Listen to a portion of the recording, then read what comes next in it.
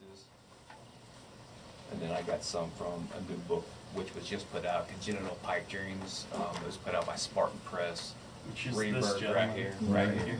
Yeah. Right here. There he is. So, the first piece I'm going to read is called Color Me Confusion. Yellow gave orange a peppermint kiss, and afterward orange closed the window. Yellow went back home to his purple lover. He was singing Seven Nation Army, and he had to pass a Walmart, so he stopped to buy a new notebook.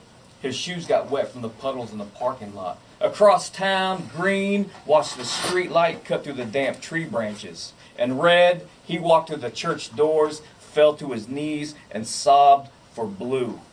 Blue had turned black with cancer months ago, and brittled like rose potpourri petals.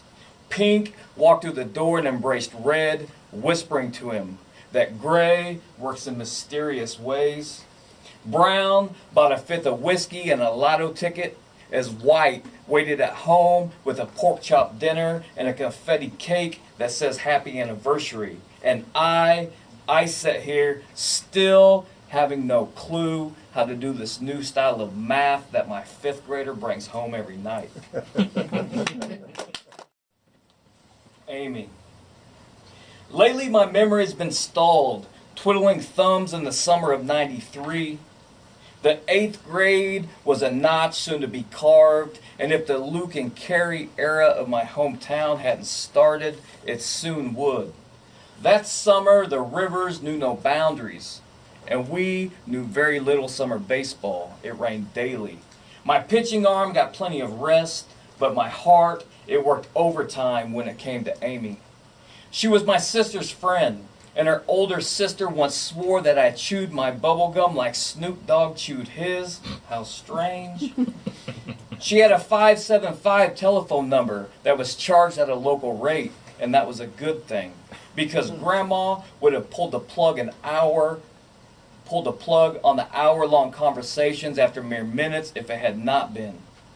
The phone was a small wall mount in the kitchen, and there were times that my ass and legs went numb sitting there talking to her. She was the first girl that I fell in love with. One time, she spent the night with my sister, and I slipped into the bedroom late to see her. We wasted hours into the early morning kissing and touching each other on the floor under a blanket as the rest of the people in the house slept soundly. That was the only overnight that I had ever spent with her. But that overnight in the blinding darkness was enough to enhance my senses.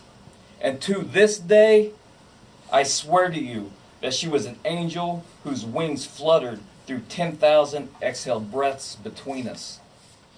The room that's in it, John has pieces in it. Where's Sean? Sean has some pieces in it. What it is a photographer. He put all these females in like fairy costumes and took pictures of them all over town. You can see, great pictures. And we has all sent, thanks to John, we has all sent a photograph, and we wrote a poem off of that photograph.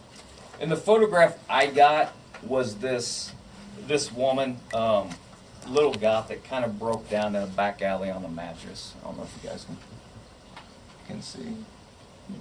So this was my love poem to her. It's called Chrysanthemum. Chrysanthemum. I never told you that you were the first woman that I walked through the devil's front door with. And that one time, when the wind's howl sounded like the whisper of your name, I cried. I have been thinking lately about how our entire relationship was spent trying to make sense of the senseless as our eyes peeked at streaks of pleasure through pale dreams that reluctantly slipped across those shifting currents of torture to rest in the boneyard under blankets of those overdosed nights that you spent blowing veins in strangers.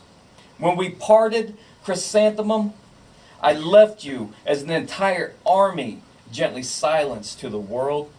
And tonight, as I sit here watching the stars fall from the sky again, I'm thinking about all the ways these ghosts haunt me, and how all my fears of dying alone began when your heart unstitched itself at the seams.